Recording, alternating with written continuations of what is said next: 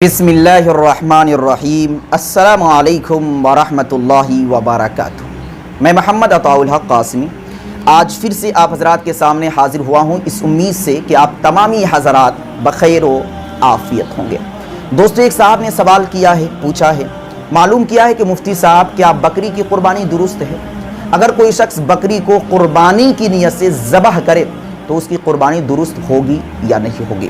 तो देखिए, इस सवाल का जवाब बस एक लफ्ज़ में देना चाहता हूँ, वह यही कि यस, नाम, हाँ, बिल्कुल बकरी की क़ुरबानी जायज़ और दुरुस्त है। इसमें कोई दो राय नहीं, इसमें किसी तरह का कोई इख्तलाफ नहीं।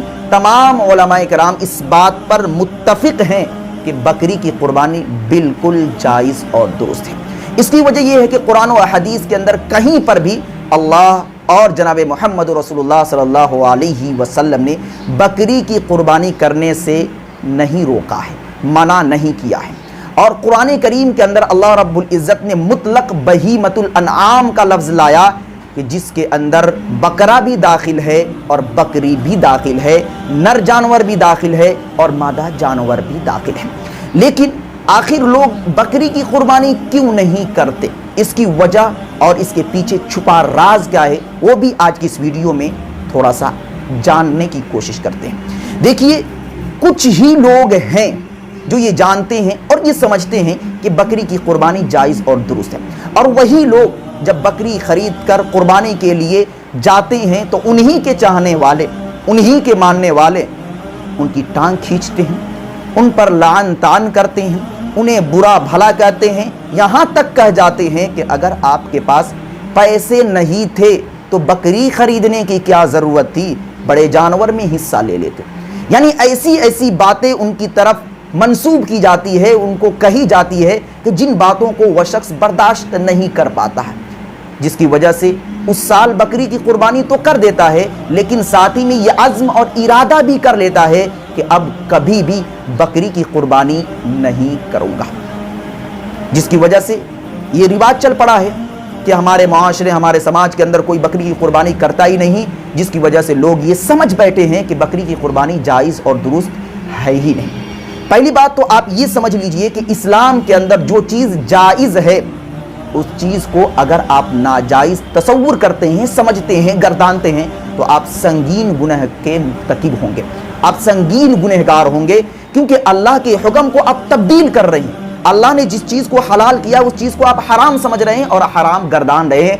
ये बड़ा ही संगीन जुर्म है, ऐसा बिल्कुल भी नहीं करना चाहिए। अगर आपका ज़मीर गवारा नहीं कर रहा, आपकी तबीयत गवारा नहीं कर रही है कि ये जो जायज़ चीज़ है इसको खाऊं, इसका इस्तेमाल करूं, तो ना खाएं, ना इस्तेमाल करें। लेकिन तबीयत पर वह चीज़ आपके लिए गरा गुजर रही है तो उस चीज़ को जो कि जायज़ है उसको हराम ना गर्दाने, उसको हराम तसव्वुर न करें।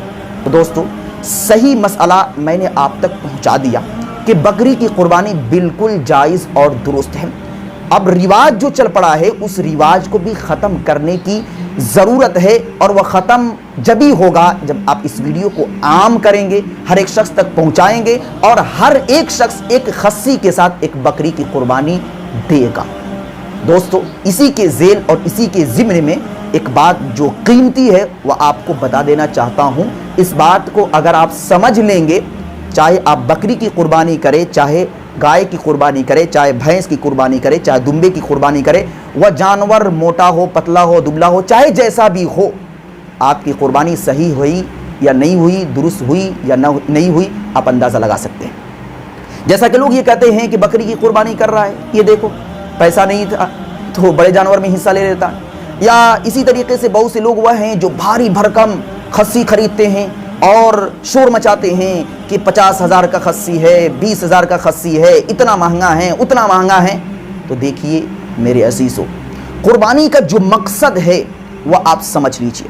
अगर मकसद को आप नहीं समझेंगे, चाहे आप 1 करोड़ का बकरा ज़बह कर दे, वह क़ुरबानी दुरुस्त नहीं होगी। दोस्तों, ज़माने जाहिलियत के अंदर कुफ़ार जो थे क़ुरबानी दिया करते थे, और क़ुरबानी देते वक्त जानवर के बदन से जो खून निकलता था उस खून को खाने काबा पर पेवस्त किया करते थे, यानी उस पर इस तरीके से चस्पा कर दिया करते थे।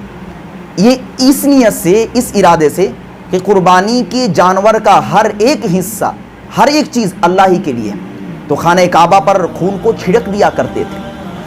اسی طریقے سے یہ رواج چل پڑا اور اس قدر چلا کہ جب اسلام آیا اور مسلمان جب خانہ کعبہ کا طواف کرنے کے لیے گئے تو اس رواج پر عمل کرنے کی کوشش کیے، تو اللہ تبارک و تعالیٰ کی ایک آیت نازل ہوئی اور اس آیت کے ذریعے سے اس رسم کو ختم کیا گیا اور منع کیا گیا اور کہہ دیا گیا کہ لن ینال اللہ لحومها ولا دماؤها ولکن ینالہ التقوی منکم۔ یاد رکھو، تم چاہے 2 کروڑ کا بکرا ذبح کرو، 50 کروڑ کا بکرا ذبح کرو، چاہے کتنا ہی مہنگا بکرا ذبح کرو، بکرے کا نہ گوشت اللہ تک پہنچتا ہے، بکرے کا نہ خون اللہ تک پہنچتا ہے، بکرے کا کوئی بھی حصہ اللہ تک نہیں پہنچتا ہے۔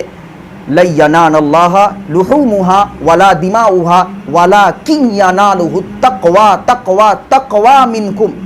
اللہ تک اگر کوئی چیز پہنچتی ہے تو وہ صرف اور صرف تمہاری نیت ہے، تمہارا تقوی ہے، تمہارا ارادہ ہے۔ اللہ جانتا ہے، ان اللہ علیم بذات الصدور، کہ تم کس ارادے سے بکرا ذبح کر رہے ہو، کس ارادے سے بکری ذبح کر رہے ہو، کس ارادے سے گائے میں حصہ لے رہے ہو، ان سارے ارادوں کو اللہ بہتر جانتا ہے۔ تو آپ کسی کی بکری کو دیکھ کر، کسی کے جانور کو دیکھ کر لعن طعن نہ کرے، اور آپ مہنگا جانور خرید کر فخر نہ کرے، غرور اور گھمنڈ نہ کرے، کیونکہ بکرا چاہے کتنا ہی موٹا ہو وہ اللہ کے ہاں مقبول نہیں۔ آپ کا ارادہ کتنا موٹا ہے، آپ کی نیت کتنی درست ہے، اس کا اعتبار اللہ کے یہاں ہے۔ میں نے مسئلے کے ذیل اور ضمن میں یہ باتیں آپ تک پہنچا دی کیونکہ بہت ہی اہم اور بہت ہی قیمتی بات ہے، کیونکہ اگر آپ نیت کو درست نہیں کریں گے تو آپ کی قربانی بھی درست نہیں ہوگی۔ دعا کرے اللہ رب العزت ہم سبوں کو دین کی صحیح سمجھ عطا فرمائے۔ السلام علیکم ورحمۃ اللہ۔ پھر آخر میں آپ حضرات سے کہتا ہوں کہ اس ویڈیو کو اپنے دوست و احباب تک بے جھجک شیئر کیجیے۔ Thanks for watching. Don't forget like, comment, share and subscribe to Mufti Haq Kasmi.